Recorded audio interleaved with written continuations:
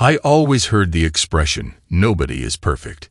If that is true, then I am normal. What I mean is that I am not perfect. My biggest fault, which I have under control, is the most serious one. I love to start fires. When I was younger, it was a real problem, and that is how I got my nickname, PyroPD. My name isn't Pete or Peter, it is Robert Smith.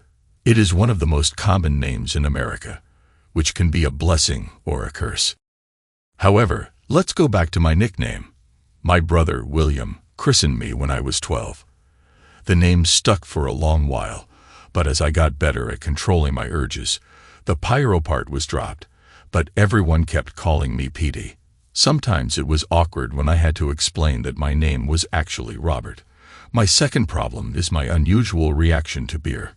If I have more than one beer, then I fall asleep. If I am able to put down 2 or more, I am completely out of it for 10 to 12 hours. It was a lot easier to live with the beer problem than the pyromania one. I didn't give up drinking altogether, but I have learned when, where, and how much I can handle. When I was 14, I spent the summer experimenting with my fire-starting skills. Several garages and outbuildings in the neighborhood became victims of my experiments. Of course, I quickly learned that this was not something that you share with your friends or family. Fortunately, I was young and sloppy, and I was quickly caught and run through the legal and psychological ringer. However, I never lost my interest in starting fires. I spent a lot of time researching and experimenting, but always without risking exposure or embarrassment. Other than the usual problems, growing up was not easy. My older brother, William, was always the favorite and always the overachiever. I had to struggle to keep my head above water, and he became the academic genius, sports hero, and a lady killer. Being his little brother did nothing for my ego. The happiest day in my life was when he left for college, with a full scholarship, of course. As inept as I was, I did manage to finish high school and get a job as a roofer. I actually liked my work.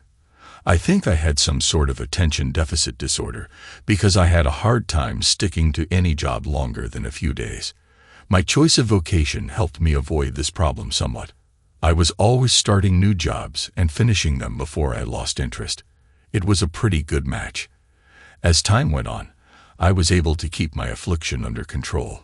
It was 10 years after high school until I was able to meet a girl and develop a relationship.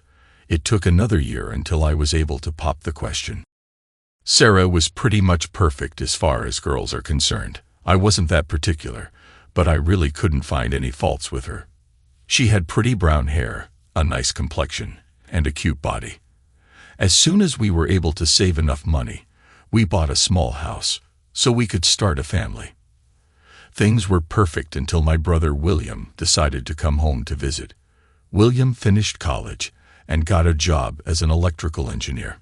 He worked for one of the big chemical companies down in North Carolina. I hadn't seen him in almost 10 years, and I wasn't anxious to see him now. We all got together at Mom and Dad's place for a mini-family reunion. William had just come home from the Poconos where he had bought a cabin on 10 acres of wooded land. From the pictures, it looked more like a lodge. He was going to have an open house over the Labor Day weekend, and he gave us detailed directions on how to get there. William's wife, Rachel, was in North Carolina with their 2 children. He was anxious for us to meet her and the kids at the cabin later that summer. Things were going better than I expected until I noticed that Sarah and William were getting quite friendly. Now I expected my wife to be congenial, but the interaction with William was not normal. She was flirting, and he was enabling her. All of a sudden, I was remembering the reasons why I hated my brother. He was leaving the next day, so I didn't want to make a fuss. I forced myself to spend more time with my dad than I wanted to, just so I could avoid seeing Sarah and William together. It was approaching time for us to go home when Sarah dropped the bomb on me. She had invited William to stay overnight in our guest bedroom. I could have killed her right then and there. It got worse when she told me that she was going to ride back to the house with William because she had never been in a Mercedes. I knew that was a lie, but it didn't seem to matter anymore. I tried my best to not let my rage show. This was something I never expected from Sarah, but she had never met William. He was good-looking, and he could sweet-talk anybody out of anything. Sarah spent way too much time showing him the house and telling him how she was going to be decorating each of the rooms. We finally got to sit down and relax when Sarah brought a couple of beers out. Normally, I drink 2 or 3 beers a month, and only when I am going to be staying home and going straight to bed. William looked over and smiled as he started to drink up. Sarah had a glass of wine that she was nursing. "Hey, we have a can of those fancy mixed nuts in the pantry. Hold on a minute, and I'll get them." The nice thing about Heinz is that you can't tell what is in the green bottle. The beer went down the sink. I came back with a can of nuts and a bottle of tap water. Up until this point, I still had to give Sarah the benefit of the doubt. We chatted for about 20 minutes, and she appeared with 2 more heinies.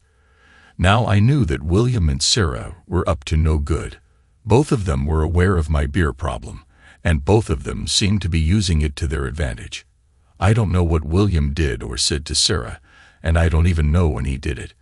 Maybe they planned everything in the short car ride back to the house. It really didn't matter. I excused myself to go take a leak. The beer went down the toilet with the piss, and I returned with another full bottle of water.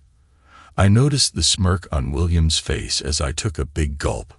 That just ticked me off. But when I saw Sarah smile, I became enraged. Normally, after 2 bottles of beer, I am done for the night. It was easy to act sleepy, and I even put on a show of trying to stay awake. I finished the water in the second bottle and walked slowly into the kitchen. I made a production out of throwing the empty away and opening the refrigerator to get out a fresh one. When I returned with the third bottle, William was grinning from ear to ear and Sarah was blushing. I finished the water in the last bottle quickly, closed my eyes, and started breathing heavily as if I was sleeping. My wife and my brother were whispering quietly as they turned out the living room lights and went down the hallway to the bedroom. Both of them knew that I would be out for the night, dead to the world. I waited for about 20 minutes and then walked down to the bedroom. The door opened with no problem. The moonlight coming through the bedroom window made it easy to see my brother and my wife screwing on our bed. They had no idea that I was there watching.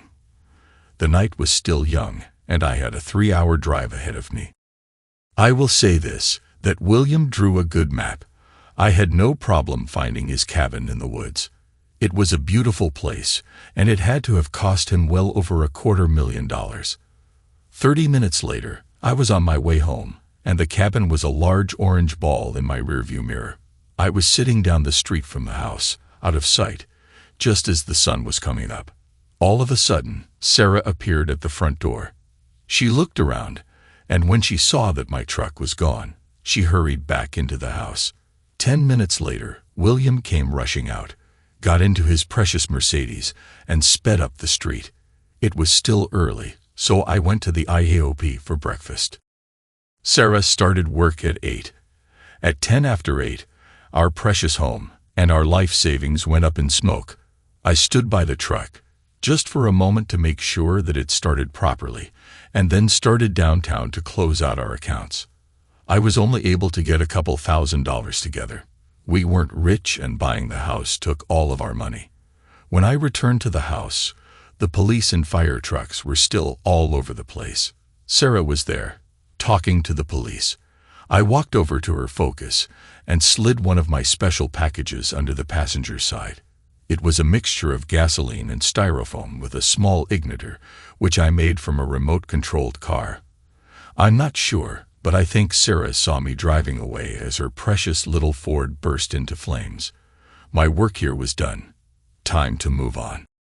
I had never been to North Carolina before. It was pretty, but I wouldn't want to live there. It took me 2 days to find where William lived. His house was nicer than the cabin. It must have been about 6,000 square feet with a 3-car garage. I had to park several blocks away to watch the house. My old truck in that neighborhood would have aroused suspicion. I never saw William, but his wife, Rachel brought their 2 kids out to catch the school bus. A short while later, she backed out of the garage driving a Subaru Outback. It had a tag advertising a local real estate company on the front. I had no trouble getting into the house. You would have thought that they would have a security system, but they didn't. No one would dare rob William. William wasn't home, but his Mercedes was in the garage along with a nice little Harley Davidson. Actually, it was a big Harley. I made a quick sweep through the house to make sure it was empty and found that it wasn't. There was a kitty litter box in the laundry room, but no kitty. I spent several minutes looking and then decided to use the can opener. 10 seconds later, Tabby showed up looking for Din Din. A few minutes after that, he was comfortable in the cat carrier that I had found in the garage. Old North Realtors wasn't hard to find. I only had to ask directions once. I walked into the front door and asked for Rachel Smith. A short while later she came out, and I handed her the cat cage. She looked at the cat, and then at me, just for a moment. "Oh no. Petey, you didn't. Please say you didn't." We had never met, but she instantly knew who I was. "I am sorry. It had to be done. I didn't want to hurt your cat." "Why, Petey? Why? What is so bad that you would burn your own brother's house down?" "You'll have to ask him. I'll call you in a week. If he hasn't told you by then, I will tell you." We were interrupted by an excited man rushing in the door. "Call the fire department. There is a car burning in the parking lot. Hurry." Rachel looked at me, and I just shrugged my shoulders and turned away. I heard the office secretary telling my sister-in-law that the fire department was at her house as I walked out. At this point, I had satisfied my rage. I was still mad, but no longer felt the desire to burn anything else. I headed west for a while, and then south. I spent a few days in northern Alabama. There was a lot of roofing activity, which I found out was the result of several severe hailstorms in the area. The big problem was that all of the roofers seemed to be Mexican. They were working in teams, and the quality of the work was excellent. My hopes of getting some work seemed dim until I noticed an ad in the local paper for insurance roofing inspectors. I tried to clean up the best that I could with the few clothes that I had with me. Apparently, it was enough because I got the job right away. They paid to send me to Mobile for 2 weeks of training, and then I was a fully qualified insurance adjuster for one of the major companies. They had so many claims pending that I had enough work to keep me busy for at least 6 months. I used my own name and my own social security number with no problems. I am sure that several law enforcement agencies were looking for me, but not in Alabama. I got a small apartment and then sold my old truck. The insurance agency provided me with a vehicle along with extra money for gas and maintenance. I did my job, and I did it well. Everybody was happy. I kept my nose clean and stayed out of trouble. Shortly after I got settled in, I called my brother's wife. She said that William claimed to have no idea what drove me to go on my arson spree. I had promised that I would tell her what happened if William refused to, but I decided to change my mind. I told her that since he refused to be honest with her, I would have to return at a later date. She sounded worried when I hung up. My new job forced me to clean up my appearance. I had to keep my hair cut and trimmed, and I also had to shave every day. These were grooming habits that I knew about, but never felt a need to comply with. Maybe that is why it took so long for me to find a wife or keep a steady girlfriend. I usually had supper at a fast food place and occasionally a sit-down restaurant. Lunch was always catch as catch can. Since I was the world's worst drinker, I avoided the bar scene. Every month or so I called home. My parents had no problem expressing their disappointment with what I did. I never gave them an explanation or an excuse. Finally, after about 6 months, Sarah told them the true story. Because of the childhood relationship between William and me, they were sympathetic to the problem. William suddenly fell out of their graces. My dad confronted him, and he denied the whole thing. Fortunately for me, they believed Sarah. Sarah was trying to find out where I was and what I intended to do about the marriage. She was living with her sister since the house burnt down. That was the last time they ever mentioned her. The conversations that I had with my parents after that never included my brother or my wife. My parents knew that the only way I would continue to contact them was if they avoided those two subjects. I did my job, and I did it well. A lot of the local churches offered free English as second language classes. I was soon sitting in on these classes and learning Spanish. I made several friends during this time. Some of them were roofers that I had contact with when I was working. There were also a few bricklayers, carpenters, and concrete workers. They worked their butts off during the day, but never missed their ESL classes at night. They used to joke about their kids who attended the public schools and spoke perfect English with no accent.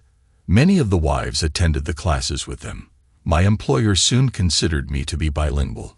I never did learn how to speak proper Spanish, but I had no trouble carrying on a conversation with working people. There was never any inquiry into my crimes of arson. I am sure that there were police reports, and my name was attached to every one of them, but no one ever came looking for me. I used my own social security number on all my work documents and even filed a proper federal income tax report. Nothing. Nada.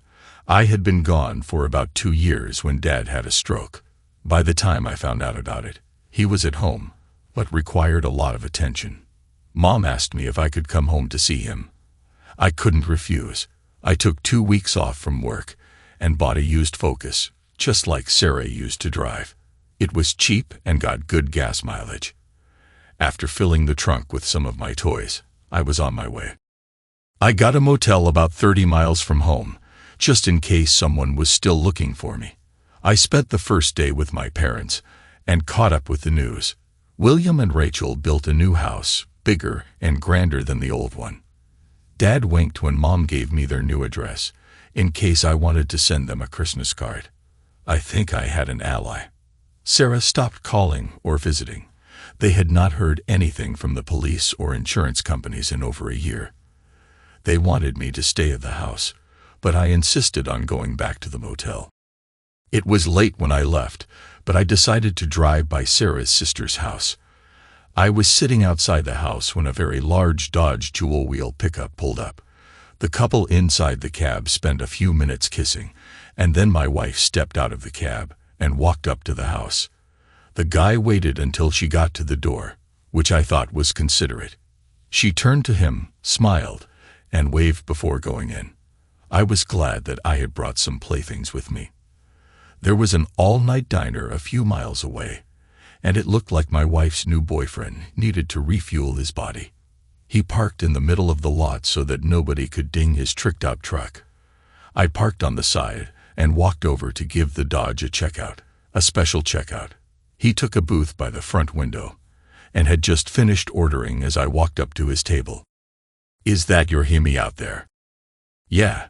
Why?" "I just saw you come in. That sure is a nice piece of machinery. Do you mind if I sit down?" He just nodded, and I waved the waitress over.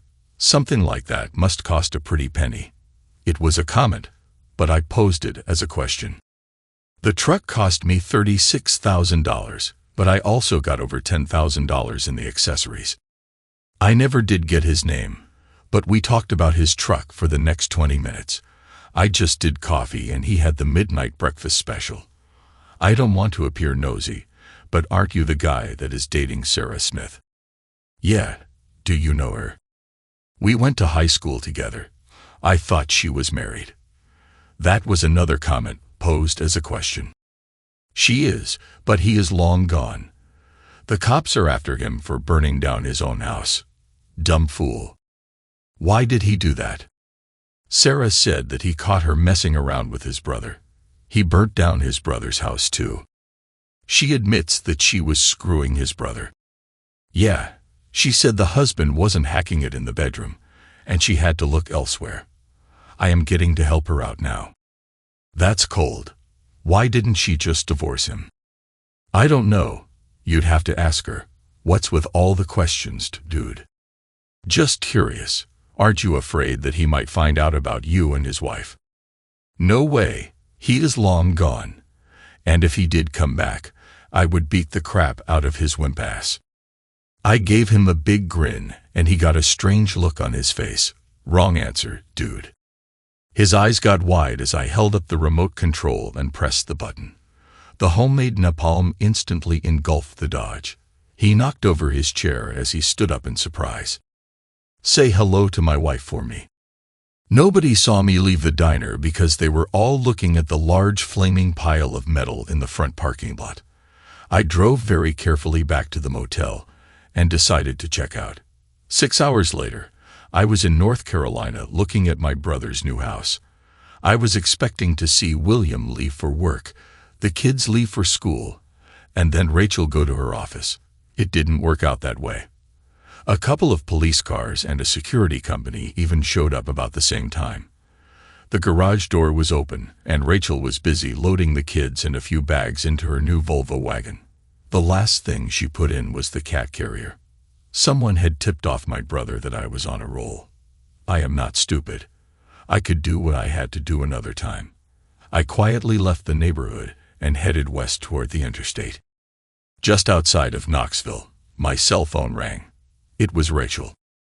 I know, Petey. I know now. He didn't tell me, but I figured it out. How did you do that? She called early this morning. She called and told William what you did to her boyfriend, or should I say to his truck. It all made sense then. William screwed Sarah, didn't he, Petey?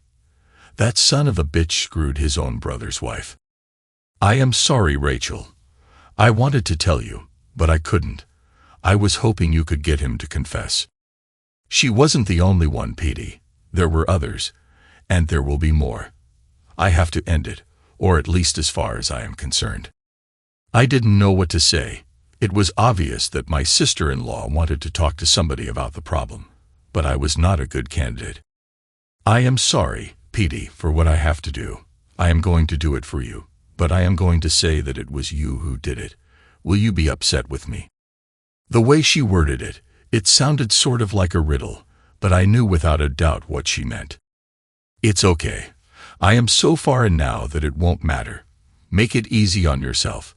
It appears that no one knows where I'm at anyhow. Rachel, if you're going to do it right. Don't be in a rush, and don't get sloppy. Plan ahead, and make sure that the cat is safe. I heard her laugh at the other end just before we hung up. 2 months later, my brother lost his second big home. According to Mom and Dad, Rachel told the police that she had seen me at the house the day before the fire. The fire department was upset because the more water they put on the fire, the faster it burned. Rachel did some research on accelerants. Good girl. A week after the fire, Rachel filed for divorce. She was pretty smart, and I was sure that she would take him to the cleaners. Sarah's boyfriend blamed her for the loss of his truck, and she ended up in the hospital. He ended up in jail. Of course, he knew that she had nothing to do with the fire, but I was not available. I think I am ready to file for the divorce, but under the circumstances, I don't know how to do it. All I can do is hope that Sarah files under abandonment. I just found out that I am up for a promotion at work. I'd also found out that the company that I work for is the same one that my brother used to insure his homes. What a hoot. It will be a great help. Thanks to everyone who took the time to listen to today's stories. If you enjoyed it, please consider liking and subscribing if you haven't already. Feel free to share your thoughts on the events in the comments below. Take care.